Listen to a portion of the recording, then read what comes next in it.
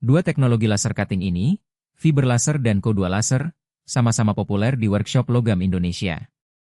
Tapi keduanya punya karakteristik yang sangat berbeda, dan salah pilih teknologi bisa bikin hasil potongan Anda boros biaya, lambat, atau bahkan gagal total. Di video ini saya akan jelaskan perbedaan mendasar keduanya, plus contoh kasus nyata dari workshop kami di Jogja supaya Anda bisa pilih yang paling tepat untuk proyek Anda. Mari kita mulai dari fiber laser. Fiber laser menggunakan sinar laser padat yang dihasilkan dari diode pump dan ditransmisikan lewat serat optik khusus. Panjang gelombangnya sekitar 1,06 mikron, sangat efisien di logam reflektif seperti stainless steel dan aluminium. Mesin fiber modern sudah bisa memotong plat stainless 10 mm dengan kecepatan production grade. Di workshop kami, fiber adalah workhorse untuk semua order stainless karena konsistensi potongannya sangat baik. Di sisi lain, Co2 laser adalah jenis laser gas dengan panjang gelombang 10,6 mikron. Panjang gelombang yang lebih panjang ini membuat Co2 laser sangat cocok untuk material non-logam seperti kayu, akrilik, dan kulit.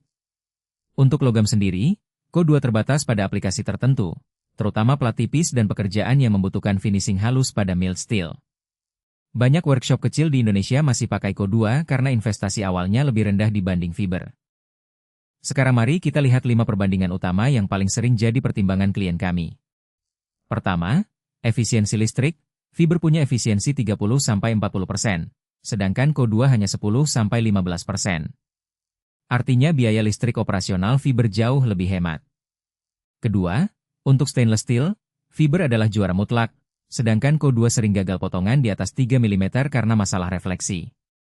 Ketiga, investasi awal mesin fiber 3-5 kali lebih mahal, tapi biaya per potong jangka panjang lebih rendah. Keempat, maintenance fiber jauh lebih minim dibanding Co2 yang butuh kalibrasi rutin karena resonator gasnya. Kelima, dari sisi presisi, fiber bisa capai toleransi plus-minus 0,05 mm, sedangkan Co2 biasanya plus-minus 0,1-0,2 mm pada plat tipis. Berikutnya, mari kita lihat material apa yang paling tepat untuk masing-masing mesin. Untuk stainless steel, fiber tidak punya lawan, hasil konsisten sampai ketebalan 25 mm. Untuk aluminium, fiber bekerja cepat dan bersih, sedangkan Co2 butuh tambahan coating anti-reflektif di permukaan material. Untuk mild steel atau plat besi, Co2 masih relevan untuk ketebalan di bawah 6 mm, tapi fiber bekerja konsisten di semua ketebalan. Untuk galvanis, fiber bagus dan Co2 perlu nitrogen sebagai assist gas untuk hasil yang lebih bersih. Sekarang soal kecepatan produksi di dunia nyata. Fiber laser 6 kW bisa memotong stainless 3 mm di kecepatan 12-15 meter per menit, 2-3 kali lebih cepat dari Co2 200 watt di material yang sama. Untuk produksi volume tinggi, selisih waktu ini sangat menentukan margin dan kemampuan memenuhi deadline klien.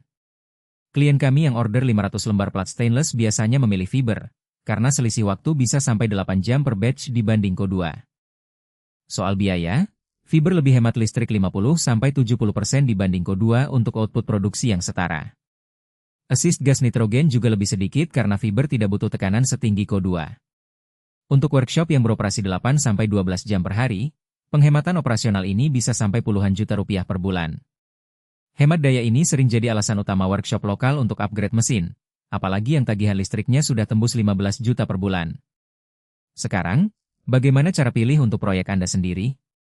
Kalau order Anda dominan stainless steel, aluminium, atau plat tipis di bawah 6 mm dengan volume tinggi, fiber adalah pilihan paling tepat.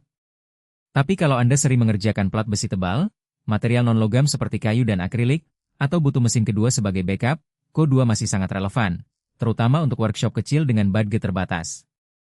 Prinsip kami di workshop adalah, pilih berdasarkan material dominan pesanan Anda, bukan sekadar harga mesin di brosur. Sekilas soal tren industri Indonesia di 2026. 70% workshop laser cutting baru sekarang investasi langsung ke fiber, turun drastis dari 5 tahun lalu yang masih didominasi Co2. Pasar stainless steel yang terus tumbuh, plus ketersediaan mesin fiber secon dari Taiwan dan Cina, jadi pendorong utama pergeseran ini. Co2 masih eksis tapi menjadi teknologi sekunder, bukan primary workhorse lagi. Pasar sudah bergerak, dan klien premium sekarang cenderung menanyakan apakah workshop Anda pakai fiber, bukan Co2. Kalau Anda punya proyek laser cutting yang butuh diskusi detail soal material atau pilihan mesin, jangan ragu hubungi kami. Workshop kami di Jogja menerima konsultasi gratis via WhatsApp di 081997832626 Atau cek portofolio lengkap di nugrahapotongtekakal.com. Subscribe channel ini untuk update teknologi laser cutting setiap minggu. Sampai jumpa di video berikutnya.